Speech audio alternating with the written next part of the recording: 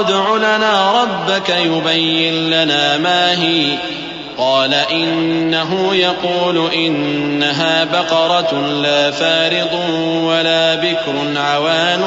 بين ذلك فافعلوا ما تؤمرون قالوا ادع لنا ربك يبين لنا ما لونها قال إنه يقول إنها بقرة صفراء فاقع لونها تسر الناظرين قالوا ادع لنا ربك يبين لنا ما هي إن البقرة شابه علينا